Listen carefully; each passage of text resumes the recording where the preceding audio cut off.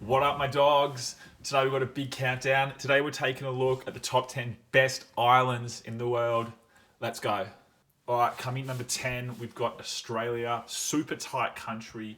Has some good things about it, has some bad things about it. Home to the Australian Football League, but it's also home to the Redback Spider. Hugh Jackman was born here. So was Ivan Milat.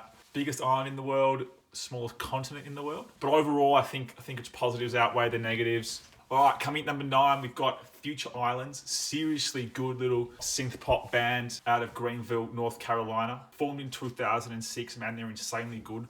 Their most recent album called The Far Field, I highly recommend listening to it. It's insane. The lead singer, Samuel T. Herring, is one of the best performers you'll see. I'll put a clip up so you can watch him in action. He just rocks out. He's so much emotion, so much passion. What he's doing is so real. It's awesome. Their biggest hit is called Seasons Waiting on You. If you haven't heard that one, listen to it. It's insane. They've also got some other good songs. Ran, Balance, Time on Her Side. Seriously good band. Check them out if you haven't heard them. All right, coming in number 8, we've got the deserted island Conundrum. The Conundrum focuses on asking you, if you were stuck on a deserted island, what 3 things would you take with you? Usually it's asked to determine what's most important, what objects are most important in someone's life. Some people answer it in a pure survival manner, tents, pegs. Some people answer it, well, what's important to them, picture of my cat. And some people just make a mockery of the question, and I hate these people. What would I take? Flat screen TV, solar powered generator, and Lord of the Rings extended edition box set. All right, coming in number 7 is Jeffrey Epstein's private island. Pretty fucked up place. Wouldn't mind just going there and just walking around and getting a feel for the place. Jeffrey's probably still there walking around, having a good time doing his thing. All right, coming in number 8 is Tuvalu. Man, this is a good one. So it's a Polynesian oceanic island country located halfway between Hawaii and Australia.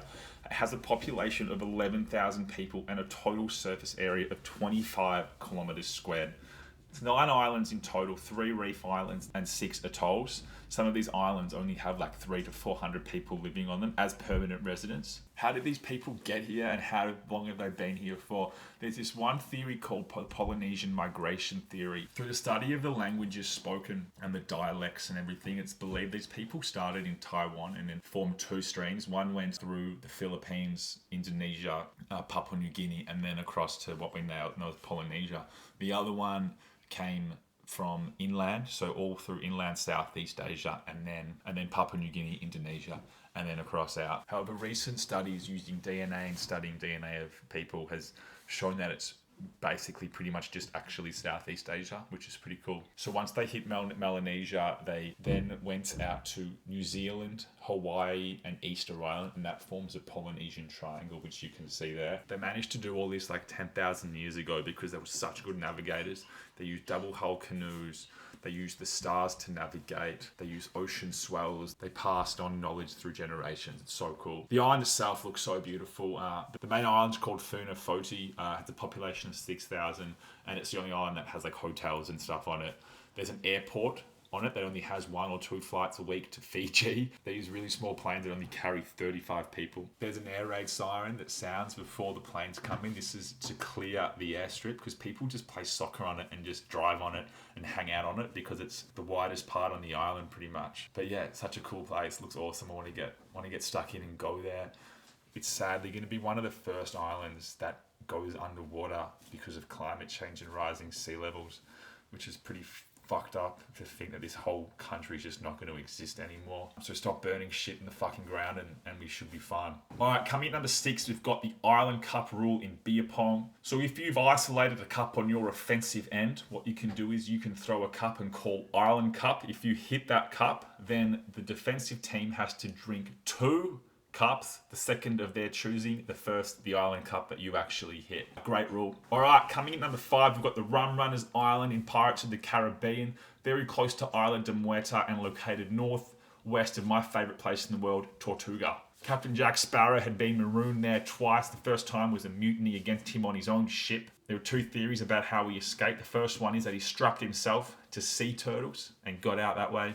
The other one is that he just got drunk for 3 days, got hammered, and then when the Rum Runners came to pick up their stash from the cache, they gave him a lift back home. I believe the first one. Sea turtles, mate. He who was marooned there a second time with Elizabeth Swan, where he just got wasted with her and almost kissed her. Very close. He woke up deathly hungover and saw Lizzie had burnt all the rum to signal a fire to get saved, which actually worked, but still, burnt the rum. All right, coming in number 4, we've got Lego Island. This was an action-adventure PC game released in 1997. It was so much fun. At the time, it was super advanced, and yeah, it was a really good game. All right, coming in number 3, we've got Tracy Island. This was the Thunderbirds boys' hangout. This was the Tracy boys' headquarters for their international rescue operation. Its exact location was kept very secret. It has super sick 60s architecture, cool houses, great internal tunnel system to get to and from the Thunderbirds. But yeah, great island. All right, coming in number 2, we've got Donkey Kong Island, home of the Kongs and coincidentally shaped like Donkey Kong's head. It's a very small island that has surprisingly vastly different climates at different places in it. Diddy Kong and Donkey Kong would kick it there all the time. Tourism's not great here. The last tourist, King Cruel, sort of fucked things up for everyone else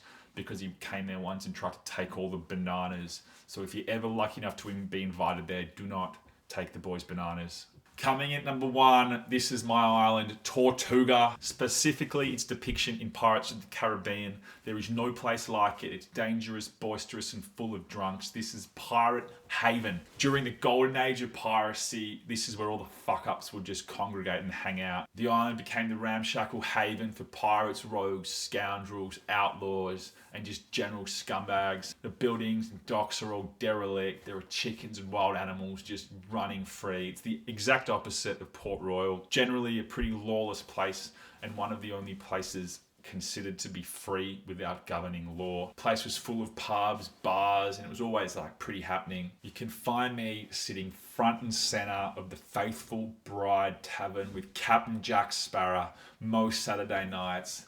That's where I am. All right, that's it for top 10 islands in the world. Thanks for watching. Let me know in the comments what you thought, and yeah, have a good one. I'll see you next time.